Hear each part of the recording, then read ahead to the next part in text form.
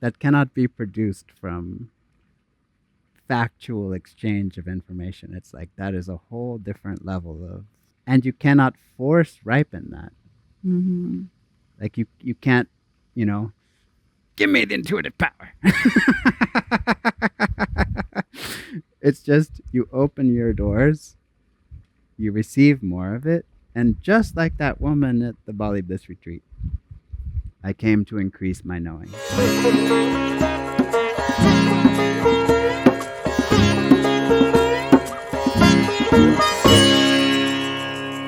Action!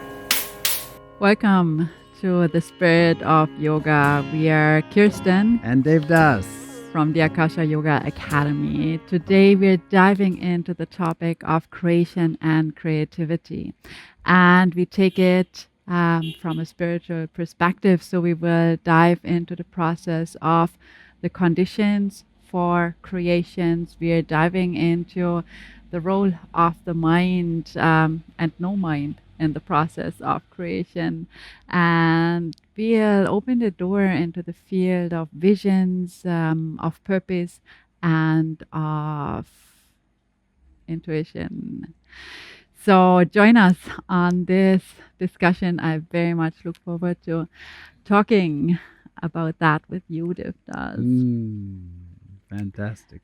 Starting with first things first, conditions for creations, creating the right conditions for creation to actually take place. There's, of course, oftentimes intentions for what we would like to see. Sometimes these intentions are very strongly charged. Sometimes they are less strong in the urge and more mental, maybe. Some creation happens effortlessly Yeah. by itself. Other Yeah. creation is so hard and unsuccessful. Yeah. Why? Like, what can we do about that? How can we create an environment that makes creation successful? It's a very beautiful question. I feel like, one of the things that we see a lot on our course, 200-hour yoga teacher trainings, is people coming out of professions where they weren't able to sustain their energy in the profession. Mhm. And what's always interesting to me is many times when you look at the people, it's not that they didn't love what they do. Like, that's what's interesting, right? It's like they love what they do. They were good at what they were doing, but they didn't have the conditions by which they could succeed in the longer rhythm of the creation of that project. And that's health of body, health of mind, clarity, purpose, joy. Like they could not sustain the kind of like foundational requirements for that project to be successful.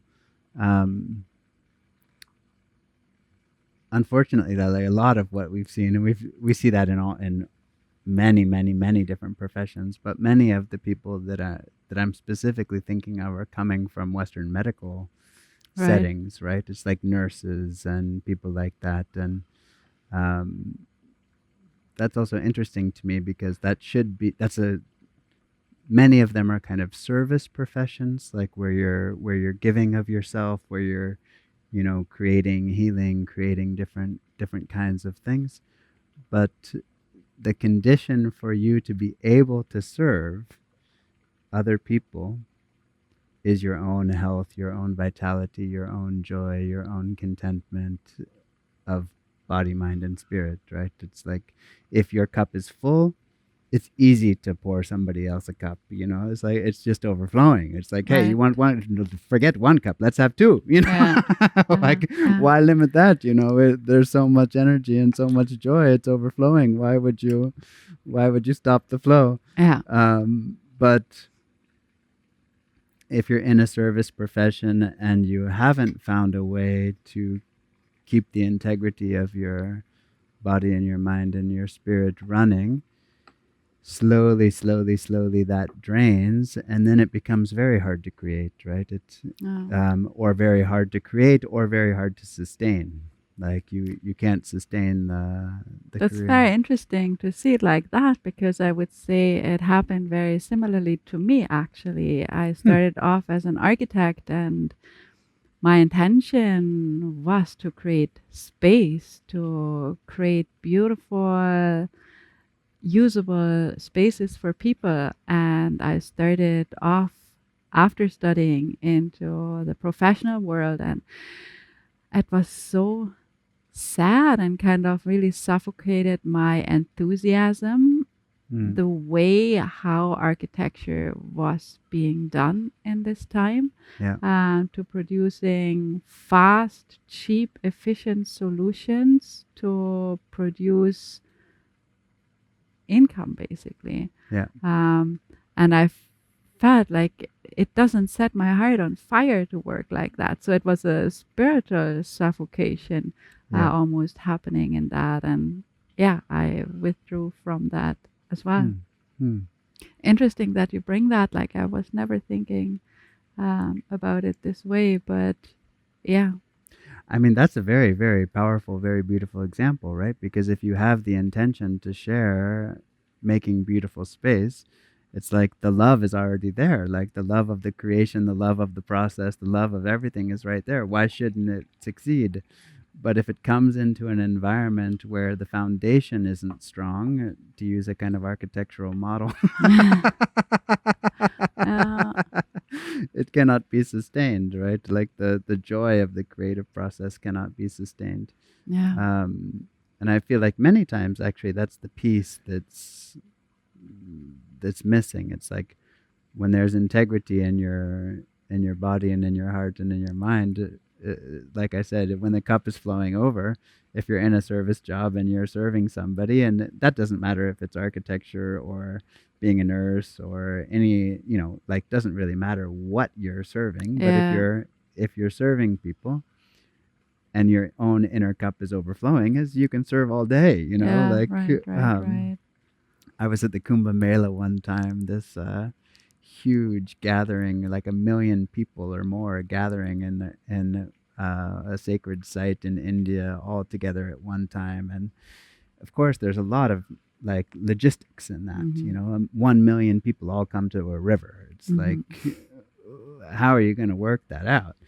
And so they have lots of organizations there giving food, and one of the organizations, the kind of like head of that organization, the one who was the most responsible for overseeing the whole organization and all the logistics of that organization, was out serving people food.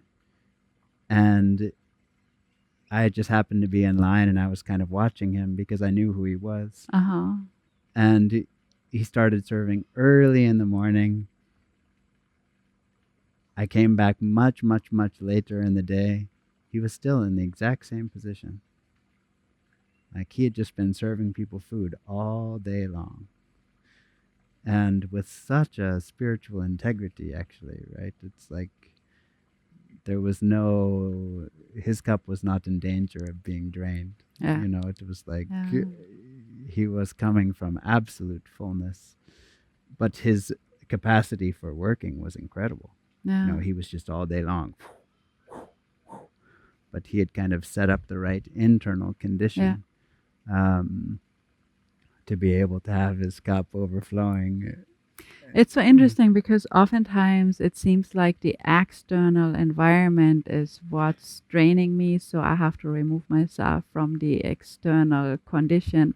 But this man, he's just serving all day long and it doesn't drain him. So it points to, yes, there is something to the external environment, but more so, there's something to the internal environment. And Yeah.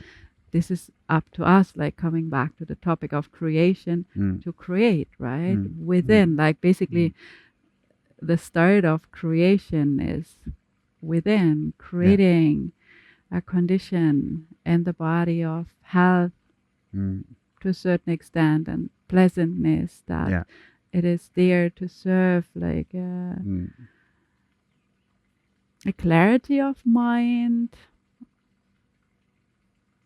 centeredness of mind, emotionally centered, happy.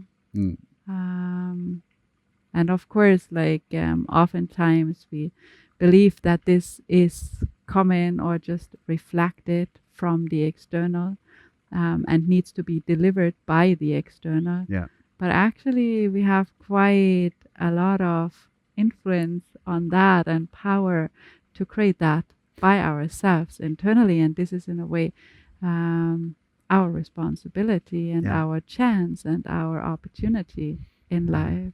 That's Santosha, right? Santosha is Mm-hmm. the greatest of all the yogic virtues, even minded, centered, pleasant, joyful amidst all circumstances. And if you've ever seen anybody in your life that's a real, like, embodiment of Santosha, you see it's absolutely unconnected to circumstance. Yeah. It's like, they are Santosha in the rain, they are Santosha in the sun, they are Santosha in the snow. It's whatever condition is coming, the inward aspect is aligned.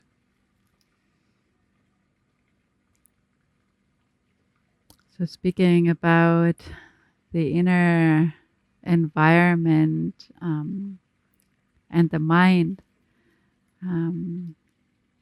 the mind seemed to have a place when it comes to creation. There's this saying of whatever manifests is first in your mind, and mind over matter, and the power of the mind to basically create anything that is desired for. And of course, a scattered mind is not the mind that produces anything in this direction. Could you speak a little bit about this manifestation power, creation power of the mind? Like, Yeah. it's not just having a good idea and then it just happens all by itself because there was an idea or a wish. I think there's a bit of a different process to that. Could you share a bit on what you know It's about it? It's interesting that you said this thing, mind over matter. I mean, from the yogic standpoint, that is true because everything's happening on a spectrum of subtlety, right? So, like, the most gross is the least subtle. So, matter is in some ways the least subtle of manifestation, and the mind is in some ways more subtle, right? Yeah. It's more refined, more subtle. But even more subtle than mind is spirit. Mm-hmm. Like, so when you say mind over matter, I was thinking spirit over mind. Spirit over mind. And if you line up things that way, they line up very differently. And I think people vastly underestimate that capacity. Like, even sometimes in just interpersonal relationships, sometimes people will come to me and say, oh, I had this thing with my mom and it's not sitting right, and I'm like, I want to go talk to her about it. And I'll often say to people, meditate, practice your yoga, practice your hatha yoga practice, meditate. When you're feeling extremely calm and centered and totally joyful, call that person's soul into the space. And then work it out the way that you would work it out if you were in person. Just, hey, why did you say that? What's this about? Like, just very practical, very hands-on, and work it out that way. And many times, if you work it out that way, when you go to speak to the person, there's no charge left. Mm-hmm. It's just like, oh, wow, I see that this is what's happening. And, oh, yeah, I'm sorry. And it just kind of works out. Because you've aligned it spirit first. Like, you've aligned it at the right level, which is the most subtle level. And sometimes that process takes a while. It's not always an instant process, but it's lining things up correctly. And I feel like even inside the creative process, we tend to think that the mind is the one that's like steering the car, but that's not actually true, right? It's like the mind is kind of the servant of the soul.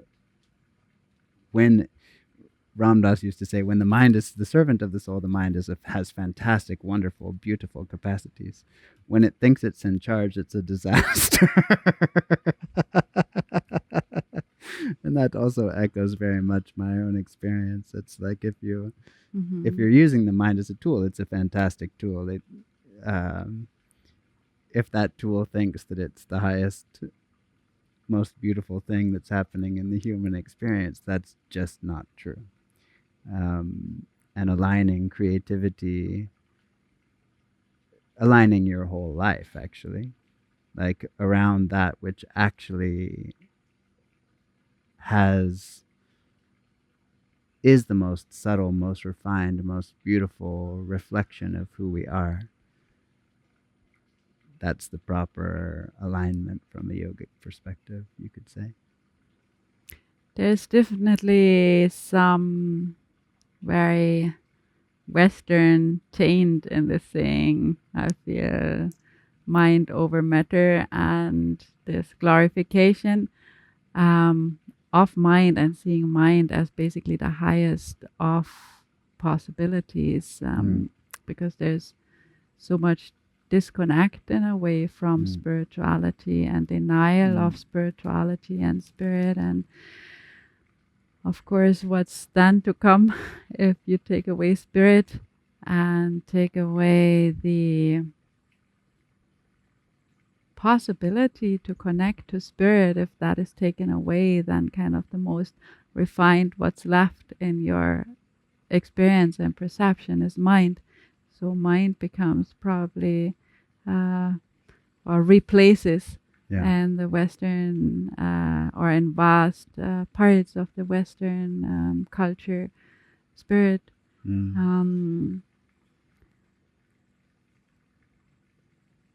Mind definitely has its place in the creative process in a way that the mind can majorly also hinder the creative process. When I'm wishing for, I want to build my house, and the mind is like, hey, you don't have the papers to build the house, you don't have money to build the house, of course the house will not be built. But in this way, like the mind has a very limiting influence if it's basically not in check, or if it's on its own trip. And this is happening for many, including myself, in times more and times less, that the mind is just on its own uncontrolled trip, so to speak, and sabotaging in a way possibilities, taking away opportunities by being a closed container. The mind is a closed container. The mind is not functioning, cannot operate participate in what's happening right now. The mind is just by definition, by its function, something that is drawing from the past, projecting into the future. So it is not involved in this moment. And in this way, if the mind is just the mode in which we are acting from and manifesting creation from, there's a certain closing taking place. There's a certain closing taking place of opportunities, possibilities that did not exist before. They cannot come out of the faculty of the mind. I was just recently very inspired by reflecting on drawing conclusions. It seems to be something so relevant drawing conclusions to assess where we are and to understand where we want to go and to see our path clearly. But this drawing of conclusion is also closing or cutting off basically possibilities and opportunities that are not coming from the past basically.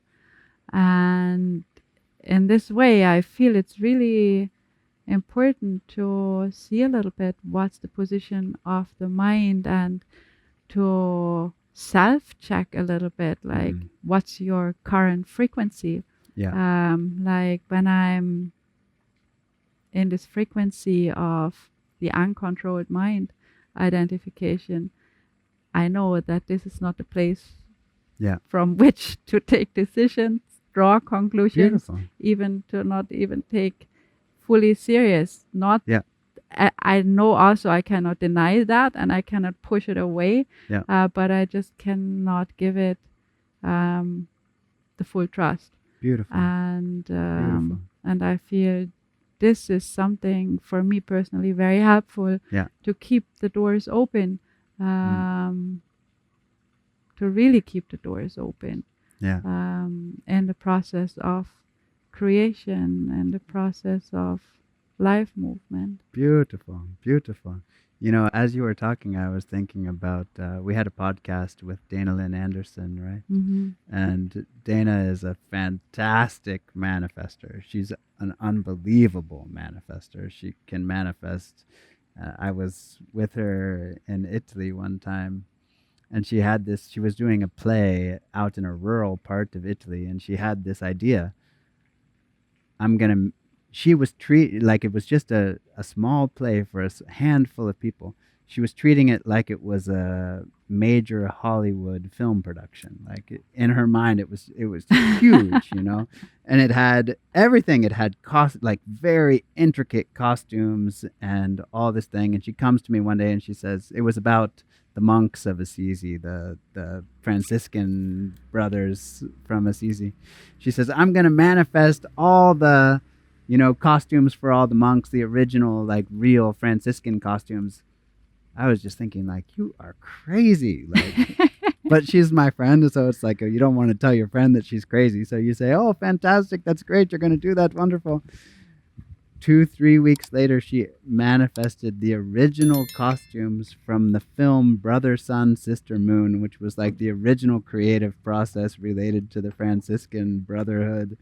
And they were just there ready for us to use. And it was just like, whoa, like, you know, think outside the box, think, you know, feel into the universal power, let it flow.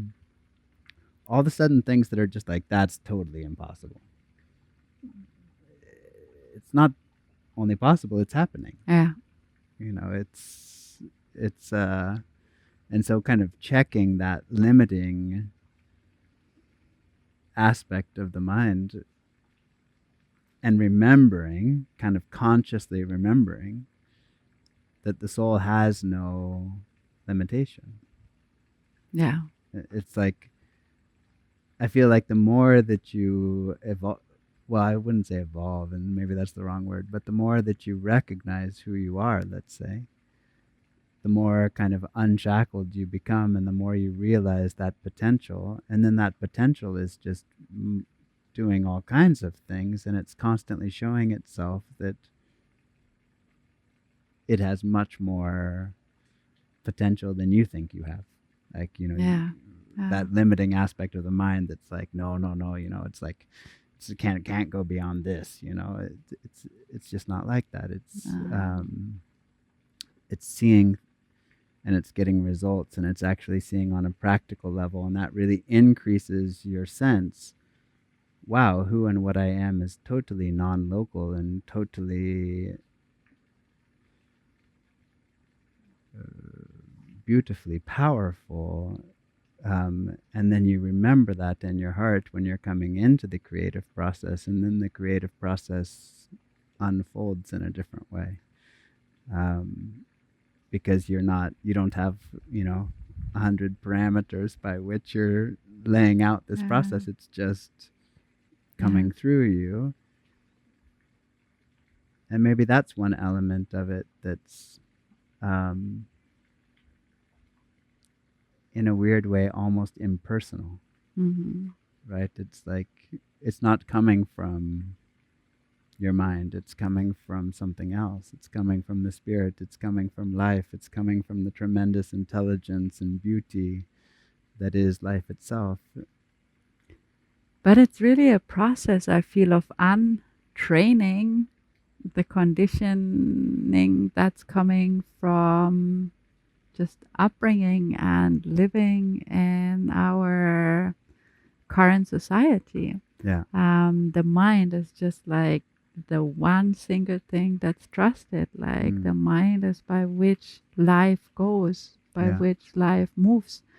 And to untrain that is a bit moving very much outside yeah, the box of yeah, society, and it takes a bit to yeah, develop that and to trust in that, to step outside the definitely. common ways and to develop and trust and verify that in experience. And in this way I feel it's really it's a process. It's a process.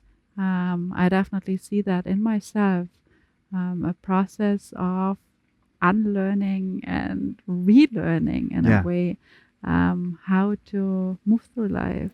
that's very, very, very beautiful. Like, I sometimes say yoga is not learning. There are some learnings associated with it, sure, but it is in fact unlearning. Yeah. And that unlearning process actually is much more important than the details of the learning process, right? It's, if it's more unlearning or more learning, it's definitely more unlearning, right? Uh, It's like the unlearning is the relevant part, and that brings in such a, like, in my experience and seeing our students and seeing people go through that process, like that brings such a childlike joy to the experience of creativity. I once saw my teacher in India. He was a musician and he was playing a song for a group of people. And he hadn't played that song in 20 years, mm-hmm. which, if you're a musician and you haven't played a song in 20 years, and you don't even have a piece of paper that shows you the music, you're just playing it from your memory, that's an incredible skill. Like, Mm-hmm. it's kind of unbelievable. So he's sitting there, he's singing it, and he's playing the harmonium, and as he's singing it, you can just see it's like the joy in him is just growing. And it's just like he's kind of almost looking at, like, Uh-huh. astonishment, just like, wow, I'm just playing this song that I haven't played in 20 years, and here it comes, and it's not only coming, it's coming absolutely perfectly. And he's playing, and he's got this huge, smile on his face, and then he finishes. He shoots up out of his seat, and he starts clapping for himself. And it was like, it can seem from the outside like that is a completely egotistical guy, like, like he just is clapping for himself for having played the song, but there's no sense of ego in it at all. Yeah.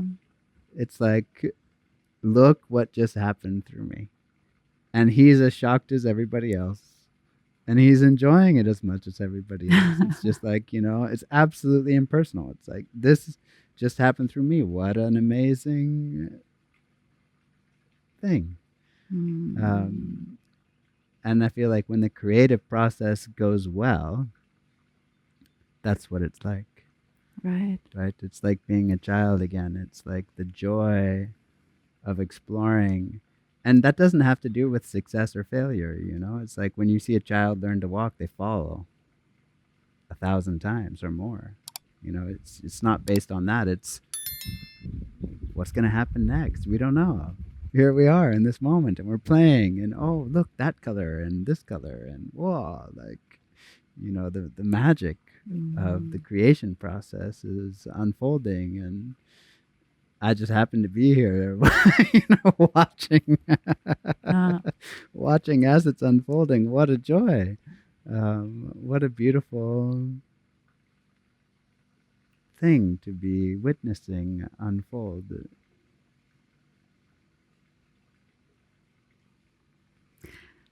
Creation and manifestation, there's a lot about actually using the mind, right, for manifestation, thinking of vision boards, thinking of putting the mind to work, basically to manifest, to create. Can you speak a little bit about that? Like how to actually put the mind in service. Yeah. I mean, that's such an interesting. Because, like, yeah, sure, let's put the mind to service. Great idea, but like, whoa, how? It's tripped out on its own, uncontrolled ways and manners, coming from conditioning, upbringing, whatnot. So that's not a good servant, and not so useful. And process of creation and manifestation. How to make the mind our friend. Yeah, it's a beautiful question. I mean, I feel like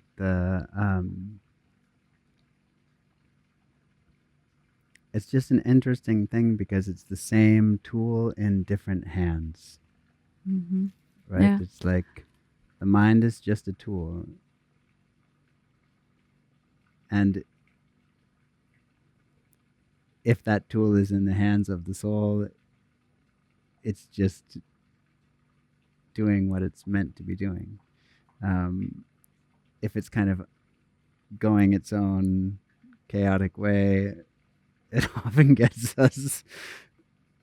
Well, we were talking earlier, right? Even within itself, it's usually at odds with itself. Like we think of the mind as being one integrated thing, and in some ways it is, but also in some ways it's much more like a city. And the city has different inhabitants, and the different inhabitants all want to be doing different things. There's not really a sense of common agreement necessarily. Maybe there's some agreement, but there's also some disagreement. So you want to go do something, and some half of the city's going this way, and some half of the city's going this way, and nothing happens, because the mind itself, in some ways, is at odds with itself. Right? That's why in almost all the spiritual traditions you have this thing: get out of your own way and things go fine, right? Like get yourself out of the way, which is what you were talking about. Get your conditioning out of the way, get your pre-assessment of what's going to happen out of the way, get your judgments out of the way. Yeah. Everything flows absolutely fine. But in some ways that's just a question of subtlety, right? It's Right. like, Yeah. who's the one that's using the tool? And if it's the more subtle, more beautiful aspect of who you are, that will unfold beautifully. And beautifully doesn't mean, I feel like the mind often kind of interprets beautifully as meaning that there's no mistakes. And that's a mistake. Because the creative process has mistakes. Yeah.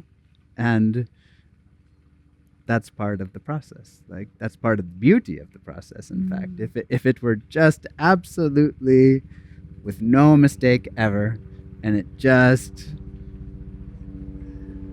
probably wouldn't actually be fun. Like there wouldn't be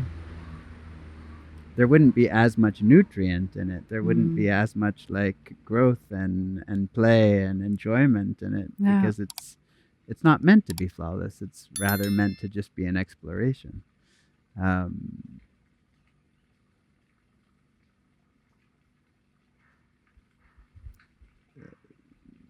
The soul's naturally in that mode.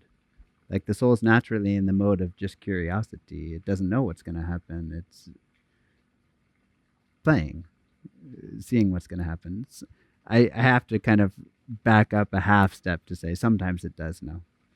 Like it also has Mm-hmm. unlimited capacity of knowing. But when it's in its mode of creating and playing and exploring, just like you so beautifully shared, it puts aside conclusion. Mm. Because conclusion's like, okay, I've wrapped this up and it's set. And that's closing a door rather than opening a door. Sometimes Muji has this very beautiful statement: make your life like writing on water. Mm-hmm. So what does it mean? It's like, it's not like, you know, it's not fixed. It's just Uh, like unfolding. And if it really is unfolding, miraculous, really miraculous things will come from that unfolding, because it's just life playing.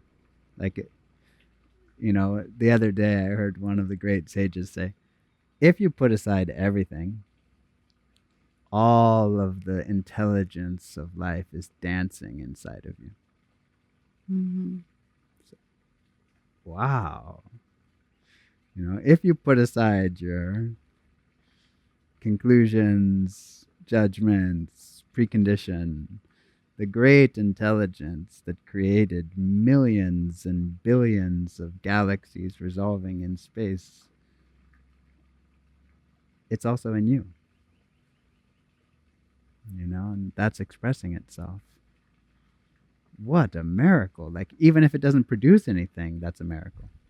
Like, if it does Mm-hmm. nothing, that's a miracle. Yeah. Like, um,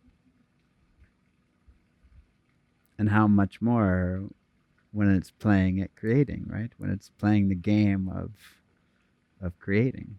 Um, if you just look at our backdrop, it's obvious that the divinity loves the game of creating.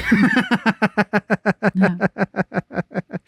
Flowers and fields and trees and hundreds of different kinds of flowers, and each one has its own, fragrances and colors and expression. It's like all of life is in that play, Yeah. um, in the incredible play of creation. We talked a little now about the role of the mind and spirit in the process of manifestation and creation. And you were just touching upon the soul has a knowing. What about knowing outside of rational knowing? I'm pointing towards intuition. Yeah. There's a capacity within that has a sense of direction and knowing, and sometimes very clear factual knowing that is definitely completely unrelated to the rational mind and is not accessible, cannot be accessed by that. Um, what is intuition, Devdas? Like, what exactly is intuition? Where does that come from, and where do we meet that, and how can we, you know, access that more? Yeah. That's a very, very, very beautiful and interesting question. I'd be very curious to hear your feedback as well. But the intuitive capacity is just like you said. Like, the soul has a capacity to know. And the soul's knowing, well, I want to back up 1 second and say, once at the Bali Bliss retreat, when many yogis from around the world came to be with us, which is such a joy and such a pleasure to see these beautiful souls from all around the world. The opening circle, one of the women were going around, why did you come all the way to Bali to be at the Bali Bliss retreat? I want to increase my knowing.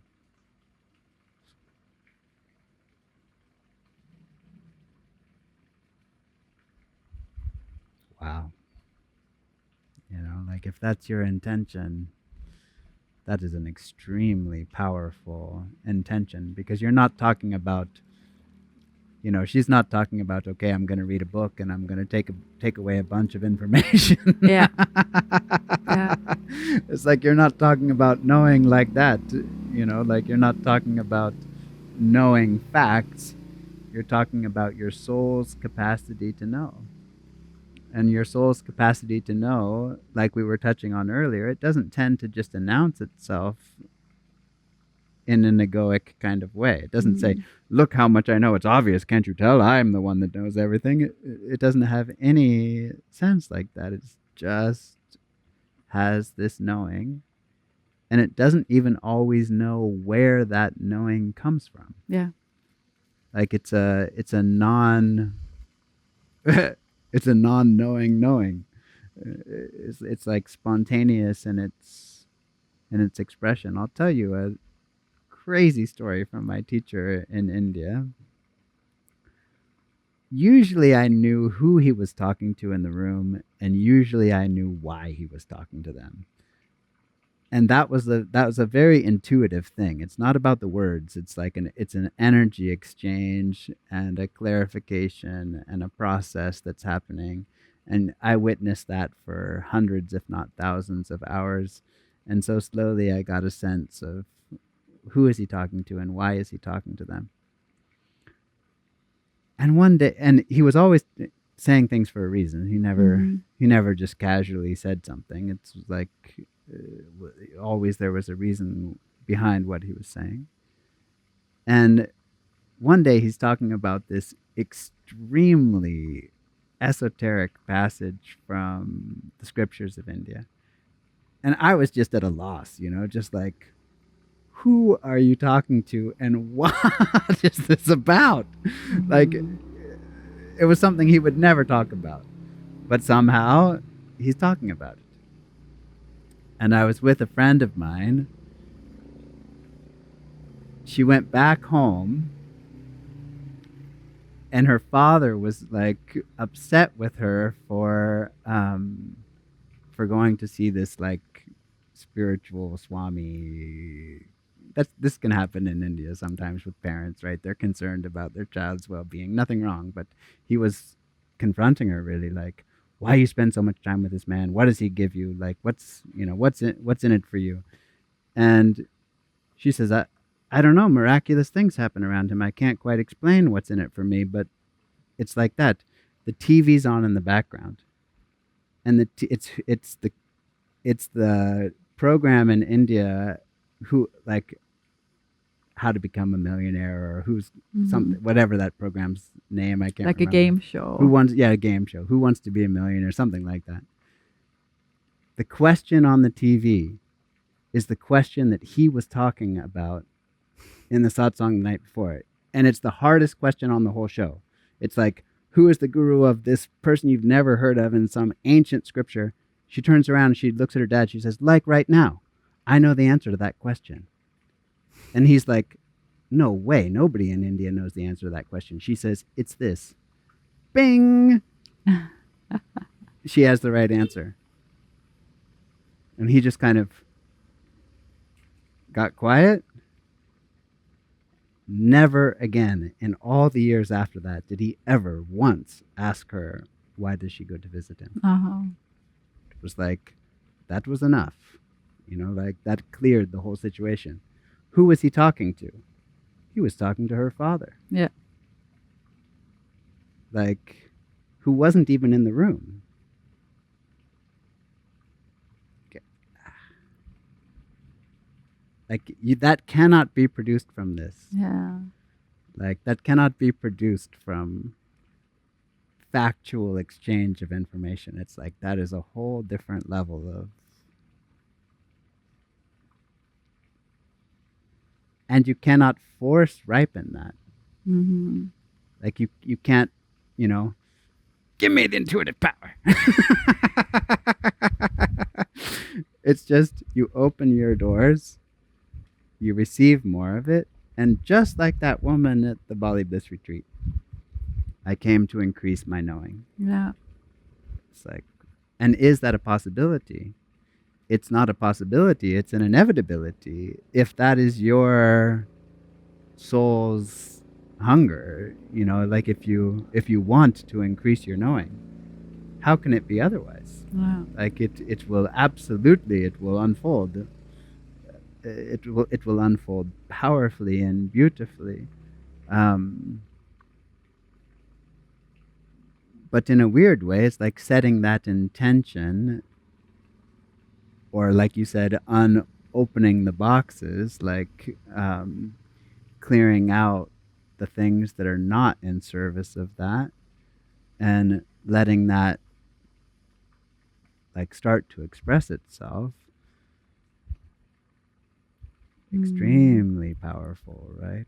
And then sometimes I'll say to students on the Zoom call, okay, fasten your seatbelt now, like, because if you really are in touch with that power, it will start to move.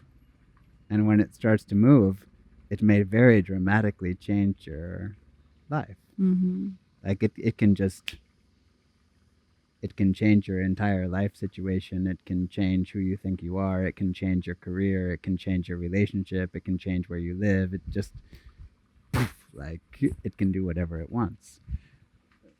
But when it starts to move, it will only move in ways that are for your well-being.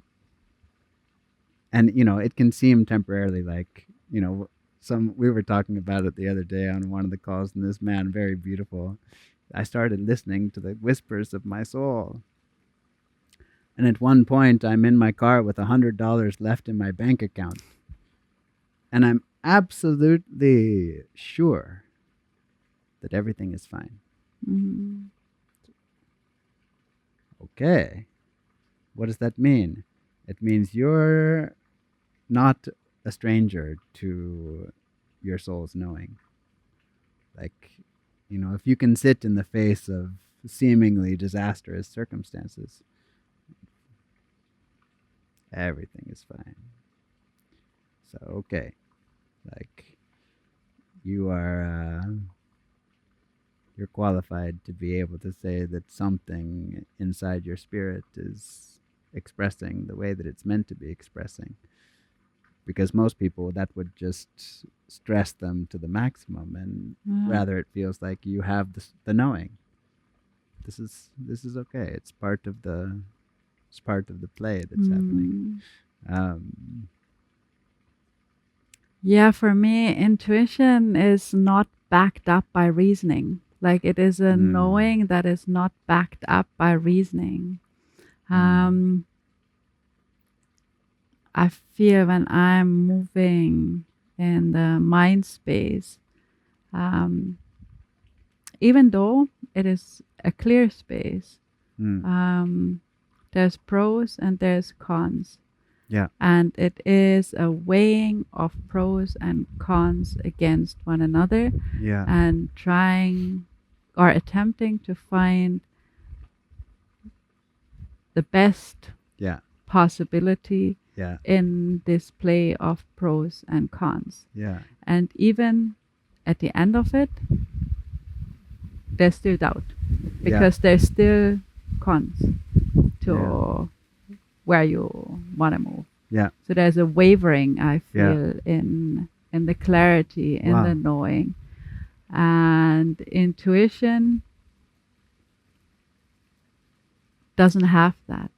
Right. Intuition doesn't have a back and forth.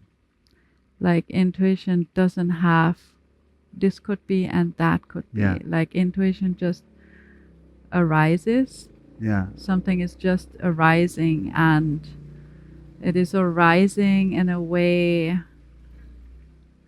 spontaneously. It is arising in the right condition when it can be seen and heard. And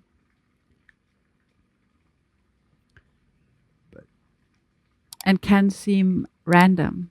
Like, working with the rational mind is I'm sitting down with a piece of paper, with a pen, and I put down the dots, the marks, I connect them, and come to a picture. Yeah. And that I start at 8 o'clock in the morning Yeah. because now it's time for that. Right. Intuition I cannot use for that. No. Or I cannot approach the process of intuition like that. Intuition is more like randomly in the middle of practice something comes through. Or like in the past, I like this flow states a lot that swimming can give or running can give. Like my work would not happening sitting down on a desk and developing something, but I would go on a run and I would come back and I would know where to go and what's happening. Beautiful. Or even like I Beautiful. remember from times more back, like during study times, studying architecture, things would kind of work itself out overnight. Like you don't know at all how to figure out that thing. You wake up the next day and it's just very clear. Like there's and there is not this element of doubt, not this element, but what if or could it?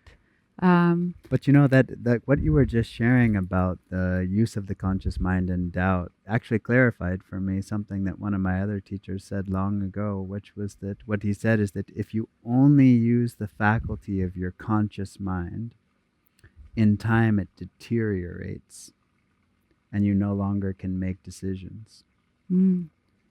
It's like over a long, I'm not talking about a short, I'm talking about over a lifetime rhythm of time, you get to the point where you can't make decisions anymore because that faculty of weighing, it's almost like it has a cost. Like it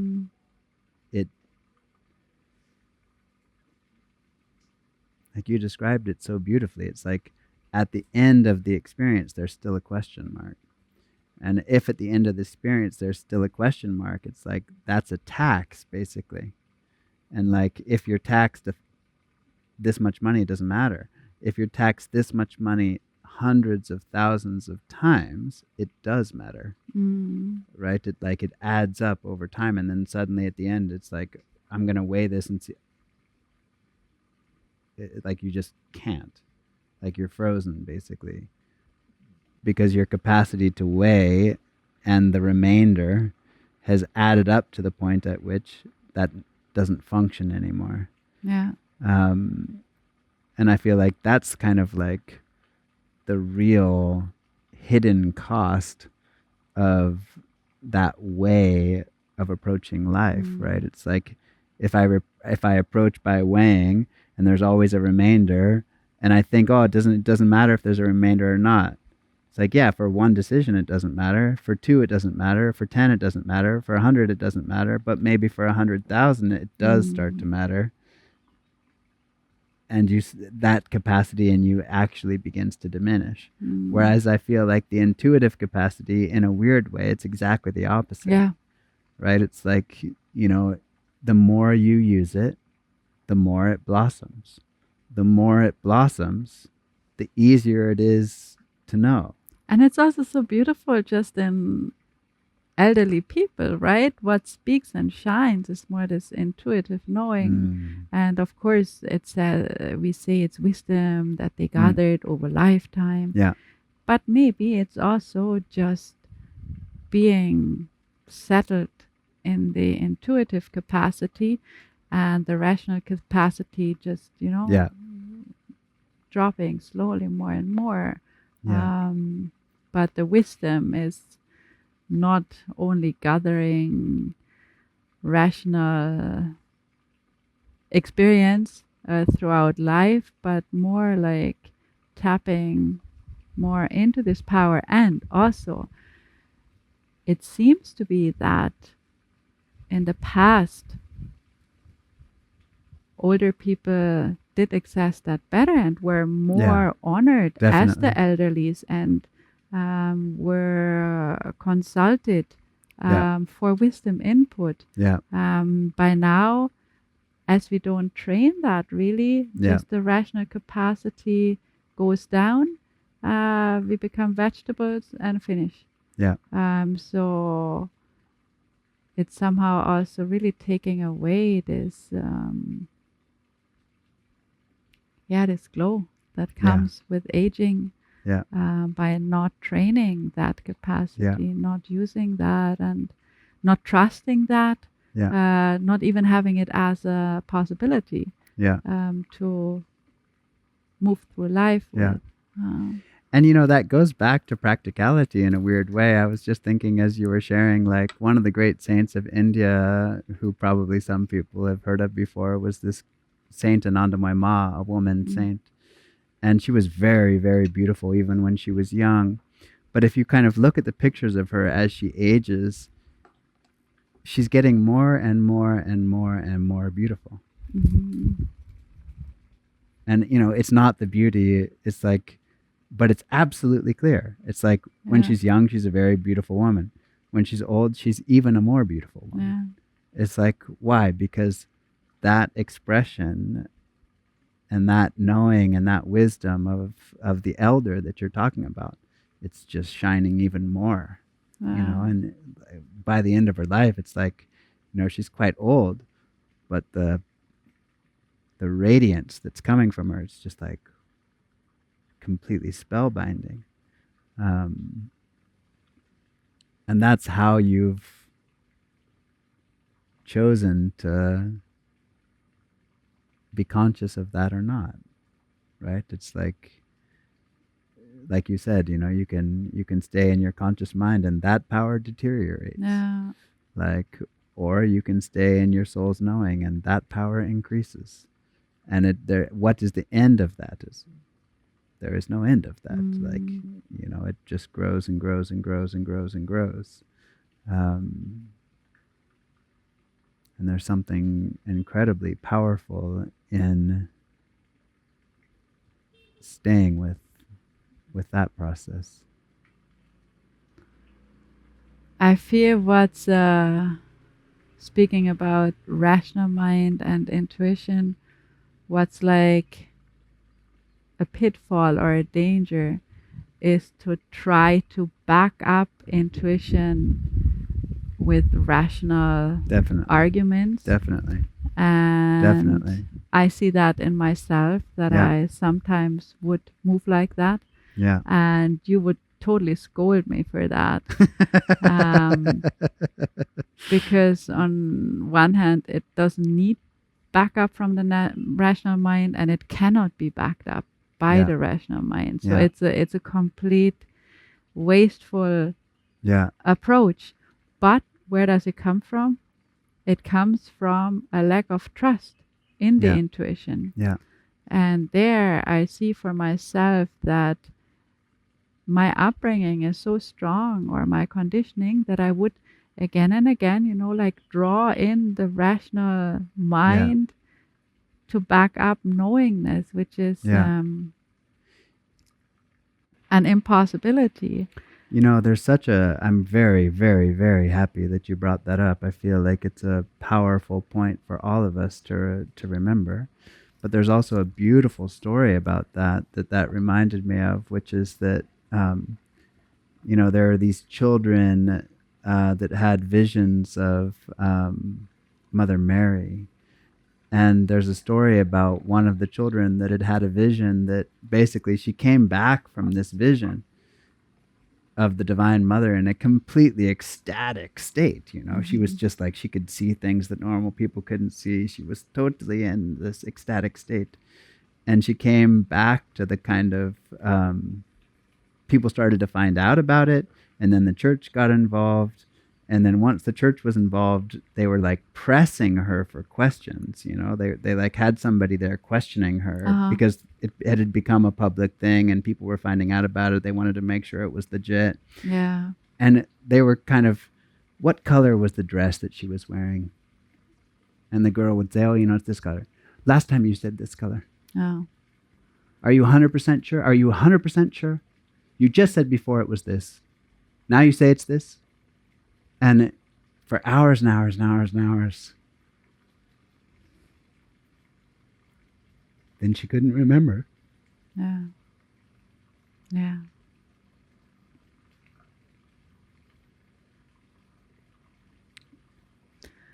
That's happening to all of us. Yeah, all the time. It's like the ecstasy of knowing is there. And, it's, and then, are you sure? Yeah. Is it really that color? Before you said it was like this. And then frozen, Yeah. and unsure. And that's a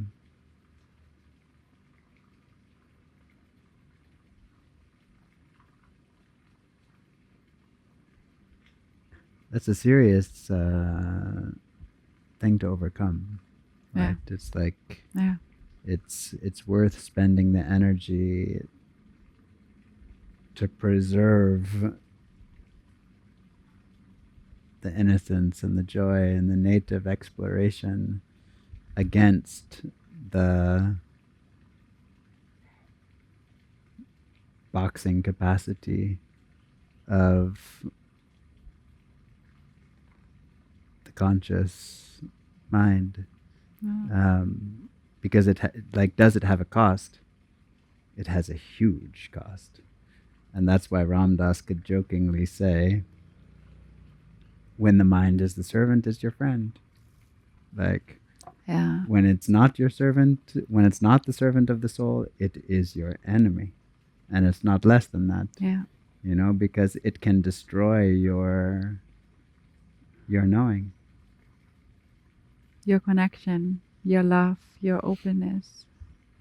Now, you recently went through such a beautiful transformation towards being able to stay in your openness. Like, can you share with us something of that?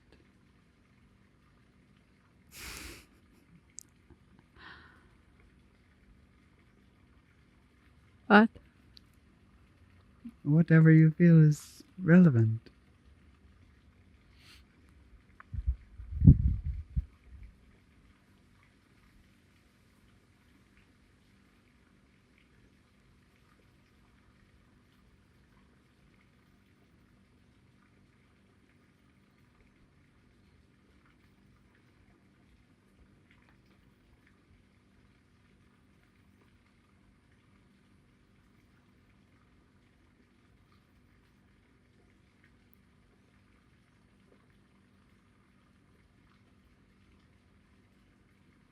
I don't know what to share, love. It's already said somehow, isn't it? Just last night, when you were sharing on the graduation call, after you left, 4 or 5, 6 different people on the call, they all said they were so deeply touched by your heart and your wisdom and your sharing.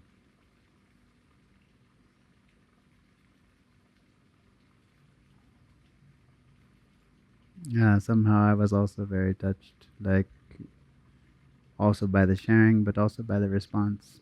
Mm. It's like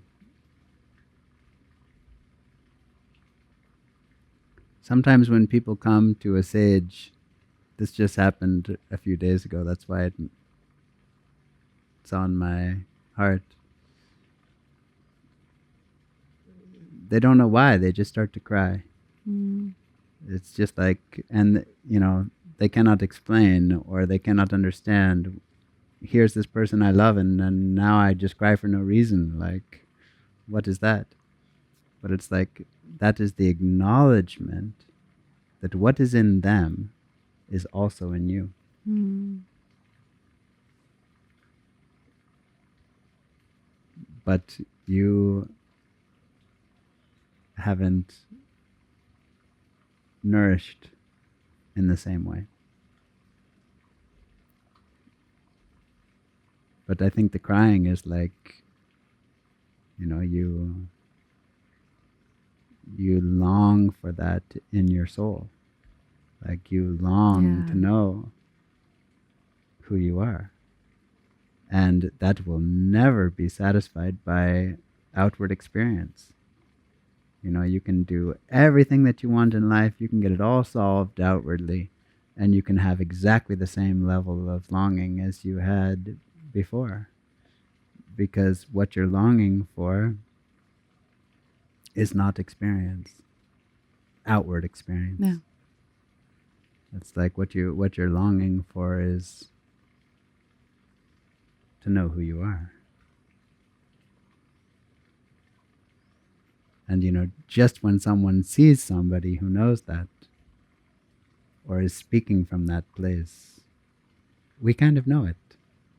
It's like something in us goes, yeah, wow, like we've seen something. It's maybe sounds strange, but just seeing my teacher in India light the incense was totally a joy. Totally. Why? Because it's just absolutely present. It's just he's only doing that, and it's unfolding in the great mystery and beauty of his own knowing. And that makes it so alive, It's like he's not doing anything. He's lighting the incense. Anybody can do it. But something is different, Yeah. Something is expressing. And then you watch it and it's just like, wow. What an expression.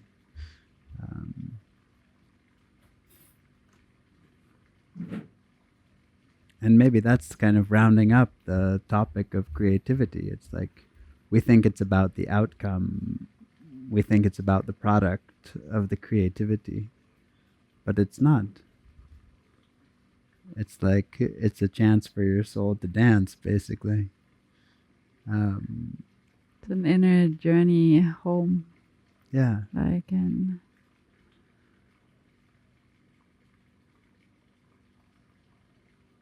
inner process of cultivating and committing to openness.